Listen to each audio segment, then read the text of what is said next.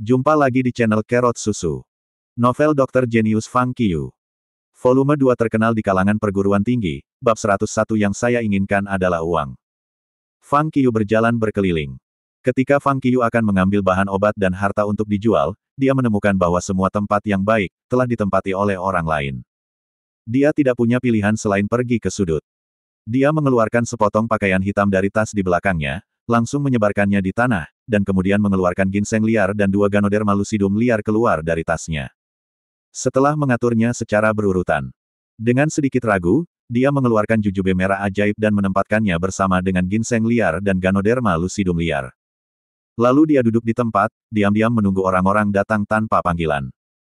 Karena tempat ini adalah tempat pameran dagang, dimanapun kios itu berada, orang akan pergi melihatnya. Dalam beberapa saat, seorang pria paruh baya datang. Pria ini terlihat baik dan murah hati. Dia berusia sekitar 40 tahun dengan tubuh yang sehat dan sehat.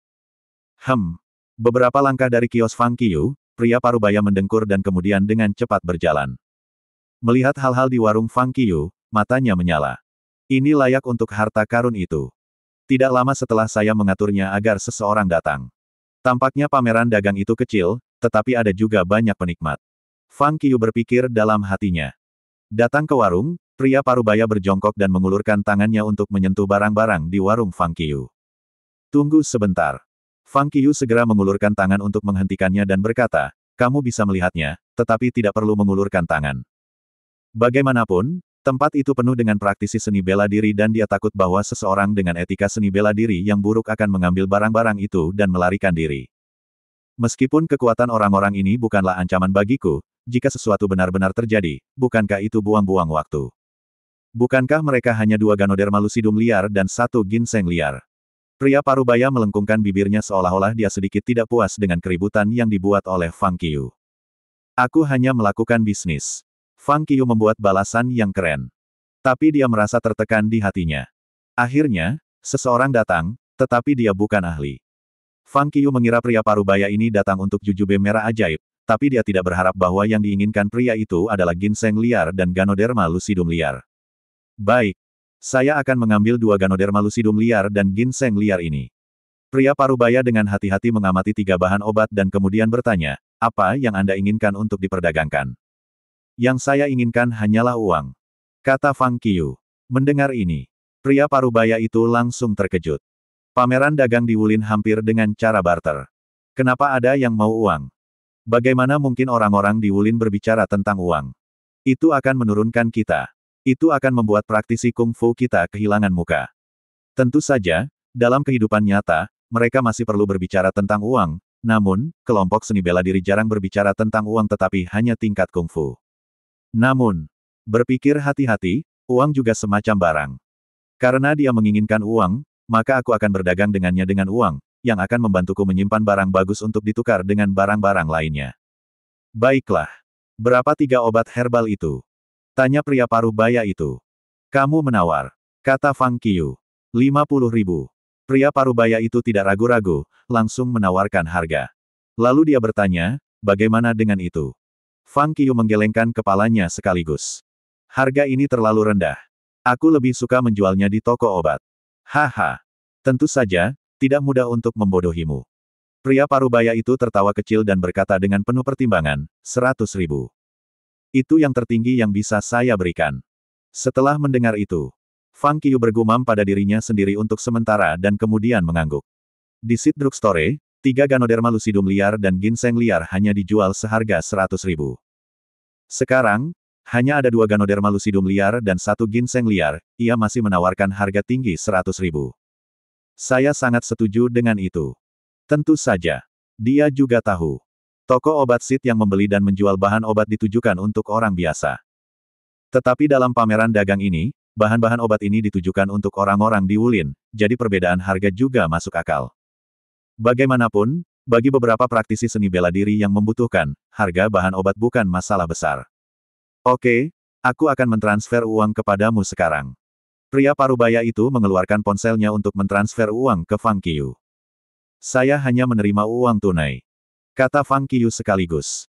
Bukan masalah besar baginya untuk memberikan informasi rekening banknya kepada pemilik toko obat Seed, tetapi akan jadi masalah jika informasi rekeningnya diketahui oleh orang-orang di Wulin. Karena dia tidak ingin mengekspos dirinya di Wulin untuk saat ini. Dia membutuhkan lingkungan yang tenang untuk belajar kedokteran. Hanya terima uang tunai. Pria parubaya itu terkejut dan bertanya, bukankah transfernya sama? Aku tidak punya kartu bank, jadi aku hanya menerima uang tunai. Jawab Fang Qiu. Ini sedikit masalah. Pria parubaya itu menggaruk kepalanya dan berkata dengan murung, siapa yang akan membawa begitu banyak uang ke pameran dagang? Fang Qiu mengabaikan apa yang dia katakan. Pria parubaya itu tidak punya pilihan selain mengatakan, uang tunai tidak apa-apa, tetapi Anda harus berjanji untuk menyimpan 3 bahan obat untuk saya. Ada beberapa ATM terdekat. Saya akan menarik uang sekarang, oke. Tentu. Fang Qiu mengangguk setuju. Setelah itu, pria parubaya itu segera berbalik dan bergegas untuk menarik uang. Fang Qiu duduk diam di tempat, menunggu yang lain datang. Lagi pula, di kiosnya, jujube merah ajaib paling berharga belum terjual. Meskipun orang-orang ini semua adalah praktisi seni bela diri, kekuatan umum mereka tidak tinggi. Tidak bisakah ada yang mengenali jujube merah ajaib ini? Fang Qiu bergumam pada dirinya sendiri. Dia merasa sedikit tertekan. Jika mereka semua tidak mengetahuinya, maka aku hanya datang dengan sia-sia. Tepat saat ini. Ini Ganoderma lucidum dan ginseng liar, bukan? Tiba-tiba, suara yang sangat terkejut datang. Fang Qiu mendongak. Seorang pria muda dengan mata berbinar datang dengan 2 pria. Berapa Ganoderma lucidum dan ginseng liarmu? Tanya pemuda itu sambil berjongkok. Mereka telah dijual, kata Fang Qiu. Oh. Pemuda itu terkejut. Lalu dia menggelengkan kepalanya dan berkata dengan murung, aku terlambat. Saat dia berbicara, dia juga melirik jujube merah ajaib dan kemudian berdiri untuk pergi. Selama belasan menit berikutnya, banyak orang juga pergi ke warung Fang Qiu untuk bertanya tentang Ganoderma lucidum liar dan ginseng liar. Tidak ada yang memperhatikan jujube ajaib merah yang sangat tidak menarik yang disatukan dengan ginseng liar. 20 menit kemudian, terdengar derap langkah kaki yang tergesa-gesa. Pria parubaya yang berlari untuk menarik uang berlari ke arah Fang Qiu dengan setumpuk tagihan merah datar di tangannya. Melihat Ganoderma lucidum liar dan ginseng liar masih ada, pria parubaya itu tersenyum puas. Kemudian dia menyerahkan uang itu kepada Fang Qiu dan berkata, lihat. Jika tidak ada masalah, saya akan mengambil bahan obat. Fang Qiu mengambil uang itu. Dia memperhatikannya dengan baik dan kemudian berkata sambil memasukkan uang ke dalam tasnya, tidak masalah. Pria parubaya itu mengangguk sambil tersenyum dan mengambil bahan obat dari kios Fang Qiu. Haruskah kita bertukar rincian kontak kami sehingga Anda dapat menghubungi saya ketika Anda memiliki bahan obat yang baik nanti? Fang Qiu menggelengkan kepalanya. Dia menunjuk ke topeng di wajahnya. Pria parubaya itu segera mengerti. Karena dia memakai topeng, dia tentu tidak ingin memperlihatkan identitas aslinya dan secara alami tidak akan meninggalkan informasi kontak. Dia menghela nafas dengan menyesal. Segera setelah bahan obat diambil, hanya ada jujube merah ajaib yang tersisa yang tampak seperti kristal. Apa ini? Ketika pria parubaya itu hendak pergi, dia tiba-tiba berhenti. Dia dengan aneh mengambil jujube merah ajaib dan bertanya. Aku tidak tahu. Kali ini, Fang Qiu tidak menghentikannya. Karena menurutnya, jika dia benar-benar tidak membiarkan orang-orang ini menyentuh jujube merah ajaib, mereka mungkin tidak mengenalinya. Pokoknya, hanya ada jujube ajaib merah yang tersisa. Jika mereka ingin melihatnya, aku akan membiarkan mereka. Jika seseorang mencoba merampoknya, aku bisa mengambil kesempatan untuk mengungkapkan apa jujube ajaib merah itu sehingga bisa dijual sebelum pekan raya berakhir. Tentu saja. Fang Qiu tidak akan mengungkapkan sebelumnya, karena dia sedang menunggu orang yang bisa mengenali harta karun itu muncul. Dia tahu bahwa orang yang bisa mengenali harta itu adalah orang yang memiliki kekuatan nyata dan orang itu dapat menawarkan harga tinggi untuk membelinya. Kecuali dia tidak punya pilihan, jika tidak, dia tidak akan dengan mudah mengungkapkan informasi dari jujube ajaib merah. Itu juga tidak terlihat seperti bahan obat. Pria parubaya itu melihat dengan cermat dan segera mengembalikan jujube merah ajaib itu. Kemudian dia pergi dengan bahan obat yang baru saja dia beli.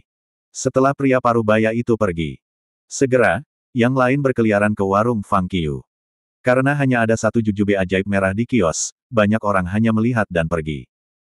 Tepat ketika Fang Qiu sedang berpikir dengan suram apakah dia harus mengungkapkan informasi dari jujube ajaib merah, seorang pemuda dengan wajah kurus datang ke kios. Tidak seperti orang lain. Pria muda itu pertama-tama melirik ke kios. Ketika dia hendak pergi, dia tiba-tiba berhenti dan berjongkok dengan ragu.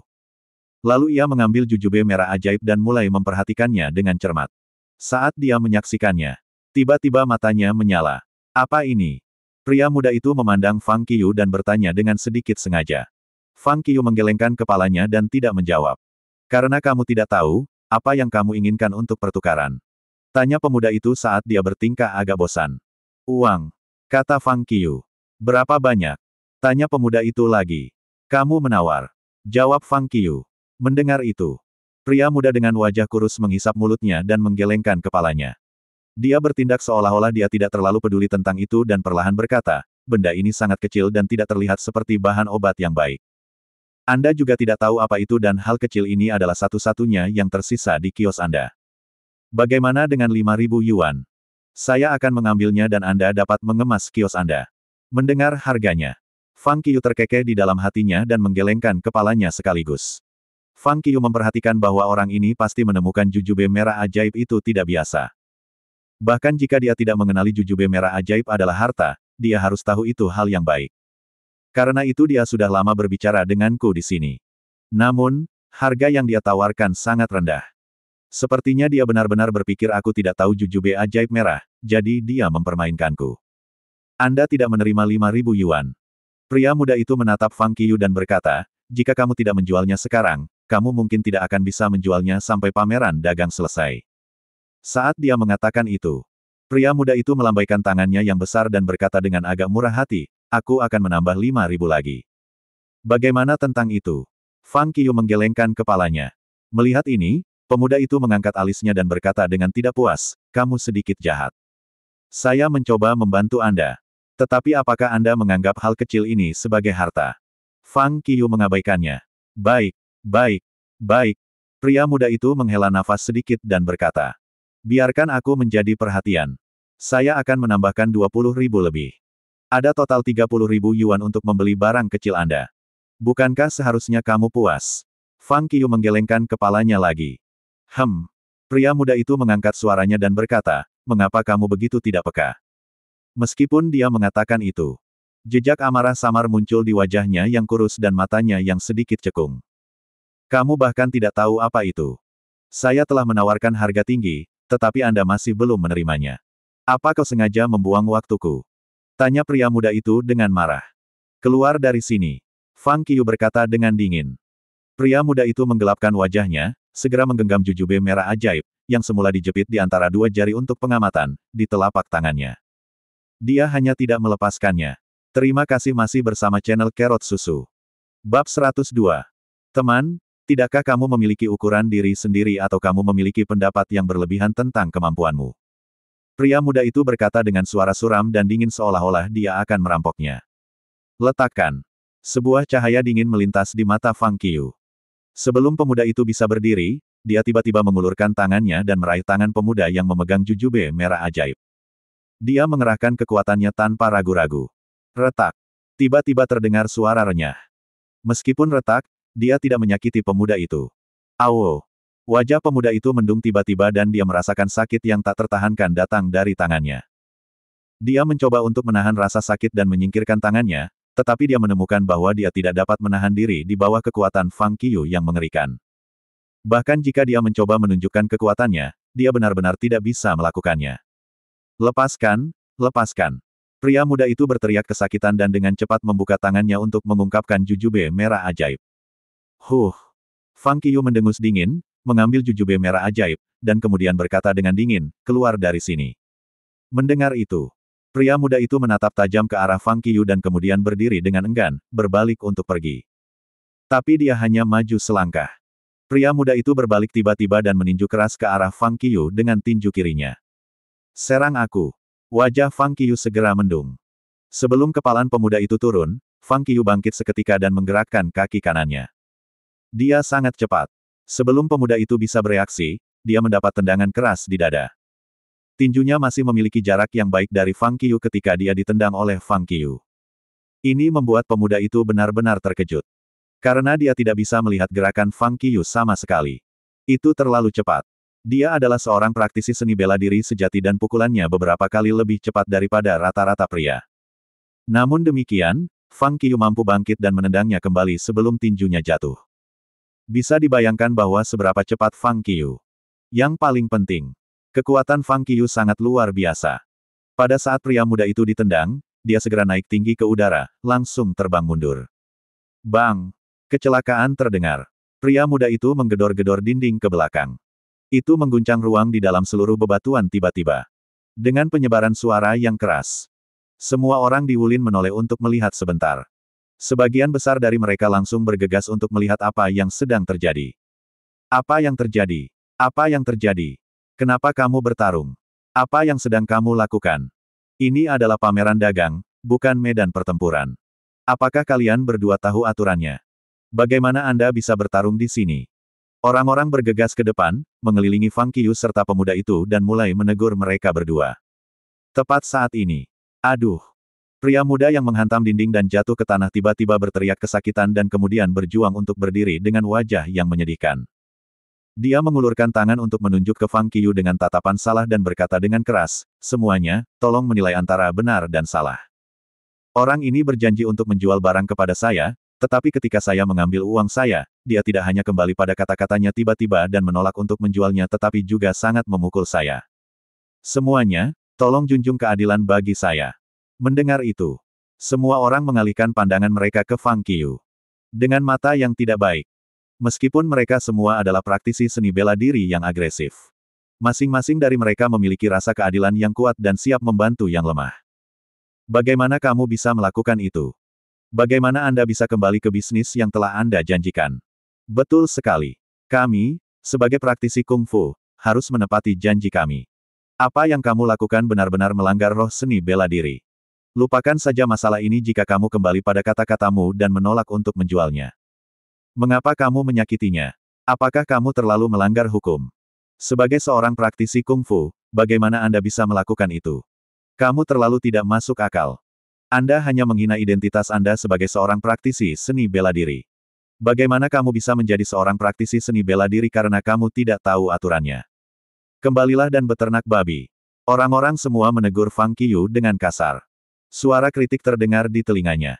Tapi Fang Qiu tidak peduli dengan apa yang mereka katakan. Sebaliknya, ia langsung menemui pemuda yang bersalah tetapi mengajukan gugatan terlebih dahulu. Melihat Fang Qiu berjalan mendekat, pria muda itu segera menggelapkan wajahnya. Karena dia khawatir apakah Fang Qiu akan melakukan serangan lagi untuk membunuhnya, dia berpikir 2 kali. Begitu banyak persaudaraan Wulin di sini, dia seharusnya tidak berani terus menyerang saya. Apakah orang ini akan meminta maaf kepadaku di bawah tekanan mereka? Pria muda itu memutar matanya dengan sedikit antisipasi di hatinya. Menurut situasi saat ini, jika dia tidak meminta maaf, itu tidak akan berakhir. Jika dia berani menyerangku lagi, ada begitu banyak persaudaraan Wulin di sini yang tidak akan melepaskannya. Saat dia memikirkan hal ini, pria muda itu memiliki harapan lebih dalam. Biarkan aku melihat apa yang akan dilakukan orang ini. Jika dia meminta maaf, saya akan membiarkan dia menjual harta itu kepada saya di depan semua orang. Jika dia tidak meminta maaf dan memukul saya akan menghasut semua orang untuk memukulnya dan kemudian mengambil kesempatan untuk mendapatkan harta karun. Saat dia berpikir dalam hati, ekspresi khawatir di wajah pemuda itu memudar dengan tenang, diganti dengan ekspresi tanpa rasa takut. Sini. Fang Qiu berjalan sampai ke pemuda itu. Tepat ketika semua orang mengira dia akan meminta maaf kepada pemuda itu. Pada saat berikutnya, apa yang dia lakukan mengejutkan semua orang di tempat kejadian. Bam! Tanpa ragu, dia berjalan ke pemuda itu.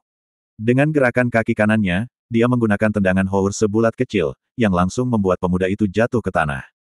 Tepat setelah itu, dia mengangkat kaki kanannya dan menginjak lengan pemuda itu dengan rapi. Retak. Suara menyebar renyah. Retakan itu terdengar menyakitkan. Di tanah. Ah! Teriak pemuda itu saat dia menggenggam tangannya kesakitan. Dia tidak berharap bahwa Fang Qiu tidak hanya berani menyerangnya tetapi juga membuat serangan yang jauh melebihi harapannya. Langkah ini secara tak terduga mematahkan tulang tangannya secara langsung. Jika kamu merampok barang-barang lagi sesudahnya, aku akan menghancurkan semua kungfumu. Setelah melumpuhkan satu tangan pemuda itu, Fang Qiu berteriak dingin. Saat ini, semua orang yang hadir terkejut.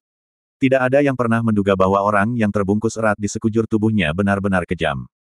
Dia tidak hanya meniup seseorang dari jauh. Dia juga melumpuhkan satu tangan pemuda itu. Jika apa yang dikatakan pemuda itu benar, maka apa yang dia lakukan benar-benar berlebihan. Tapi apakah yang dikatakan pemuda itu benar? Jika itu benar, mengapa dia mengatakan bahwa pemuda yang merampok barang-barangnya? Jika tidak, beraninya pemuda itu merampok ketika dia tidak bisa mengalahkan lawannya. Karena mereka terkejut. Mereka juga tidak tahu harus berbuat apa. Tapi bagaimanapun juga, orang ini terlalu kejam. Saat ini, para praktisi kungfu, paling banyak, hanya membandingkan catatan. Secara umum, kami tidak menyakiti orang lain. Terlebih lagi, kita tidak akan memukul orang lain begitu keras di awal. Yang paling penting adalah apakah kamu tidak tahu bahwa memukul seseorang adalah pelanggaran hukum. Dan di lapangan, Fang Qiyu yang melumpuhkan satu tangan pemuda itu, di bawah tatapan kaget semua orang, perlahan berjongkok di sampingnya. Melihat ini, semua orang panik. Pria muda itu, yang berteriak kesakitan di tanah, menendang kakinya dengan panik dan bergerak mundur, mencoba melarikan diri. Fang Qiyu mendengus dingin. Dia segera meraih lengan pemuda yang terinjak-injak dan meletakkan kedua tangannya di lengan. Retak. Dari atas ke bawah, Fang Qiyu dengan cepat menjepitnya. Dalam sebuah trais, tulang tangan pemuda itu telah diatur ulang. Jangan bergerak. Saya telah melakukan boneting untuk Anda. Jika Anda pindah dan menjadi cacat, saya tidak akan mengatur ulang lagi. Fang Qiyu berkata dengan dingin. Pria muda itu terlalu takut untuk segera bergerak. Setelah menyelesaikan semuanya, Fang Qiyu berdiri. Berbalik dan melirik orang-orang yang marah tetapi tidak bisa, Fang Qiyu berkata, saya mendirikan warung di sudut ini. Dialah yang merampok barang saya terlebih dahulu, jadi saya menyerangnya. Kamu tahu, ini membuat semua orang semakin bingung. Apa yang sedang terjadi? Pada saat ini, derai-derai. Beberapa langkah kaki terdengar. Itu bisa dilihat. Sekelompok anak muda berusia 50-an masuk melalui kerumunan. Melihat sekelompok anak muda ini, para praktisi seni bela diri di sekitar semuanya mundur untuk memberi jalan kepada mereka. Dia melihat dengan cermat. Pemimpin orang-orang muda itu mengenakan setelan sutra putih tradisional dengan tatapan yang ramah, memancarkan rasa detasemen. Dengan telepati yang hati-hati, Fang Qiyu menemukan bahwa orang ini sebenarnya adalah ahli kelas 1 di tingkat unggul bela diri. Melihat orang ini, pria muda itu, yang sedang berbaring di tanah, segera bangkit dan berlari di belakang orang ini dengan wajah ketakutan. Penatua Yi, tolong junjung keadilan bagi saya. Pria muda itu menunjuk ke Fang Qiyu dengan terluka dan menangis keras, orang ini akan menjual sesuatu yang dia bahkan tidak tahu kepada saya. Saya bertanya kepadanya apa yang dia inginkan untuk berdagang dan dia bilang dia hanya menginginkan uang. Kemudian saya menawarinya dengan harga 30.000, tetapi dia memukul saya dan juga melukai tangan saya. Orang seperti ini tidak memenuhi syarat untuk menjadi seorang praktisi seni bela diri. Penatua Yi, Anda harus menegakkan keadilan untuk saya. Pria parubaya berusia 50-an yang dipanggil sebagai Penatua Yi memandang pria muda di belakangnya dan kemudian mengalihkan pandangannya ke Fang Qiyu. Apakah itu benda di tangannya? Penatua Yi menatap jujube merah ajaib di tangan Fang Qiyu dan bertanya. Iya nih. Pria muda itu mengangguk. Bolehkah aku melihatnya? Tanya Penatua Yi saat dia menatap Fang Qiyu. Iya nih. Fang Qiyu mengulurkan tangan untuk menyerahkan jujube merah ajaib. Mengambil alih jujube merah ajaib dengan bingung, Penatua Yi hanya merasakannya dengan telepati. Lalu matanya menyala tiba-tiba. Dia segera memegangnya di telapak tangannya dan tidak melepaskannya. Bagaimanapun, dia tidak akan melepaskannya. Teman Wulin ini, kudengar kamu hanya menerima uang. Tanya Penatua Yi dengan suara bersemangat dan gemetar. Baik. Fang Qiyu mengangguk. Berapa banyak yang Anda inginkan untuk itu? Tanya Penatua Yi dengan tergesa-gesa. Kamu menawar. Fang Qiyu menatap Penatua Yi dan berkata. Dari sudut pandang orang yang memberi jalan kepadanya, Fang Qiyu tahu Penatua Yi ini harusnya orang terkenal di Wulin Jiangjing, jika tidak, orang tidak akan begitu menghormatinya. Selain itu, kekuatan Penatua Yi adalah marsial superior kelas 1, jadi bidang visinya secara alami jauh lebih tinggi daripada yang lain. Melihat cara dia mencengkeram jujube ajaib merah di telapak tangannya, Fang Qiyu tahu bahwa dia telah mengenalinya. Akhirnya, meskipun Penatua Yi mengenakan pakaian tua, itu sangat mewah. Dia seharusnya tidak menjadi orang yang kekurangan uang. Karena ini dan Penatua Yi memiliki niat untuk membeli jujube merah ajaib, Fang Qiyu secara alami berbicara dengan Penatua Yi. Bagaimana dengan 200.000? Tanya Penatua Yi dengan ragu-ragu. Dia ingin tahu apakah Fang Qiyu tahu nilainya atau tidak. Fang Qiyu menggelengkan kepalanya. Saya telah menjual ginseng liar dan 2 Ganoderma lucidum liar seharga 100.000. Bagaimana saya bisa menjual harta karun hanya dengan 200.000? Lalu, 300.000. Penatua Yi menambahkan 100.000 lagi. Fang Qiu menggelengkan kepalanya lagi. Melihat ini, orang-orang di sekitar sedikit terkejut tanpa alasan. Untuk hal kecil itu, dia bahkan tidak mau menjualnya seharga 300.000. Kenapa harganya begitu mahal?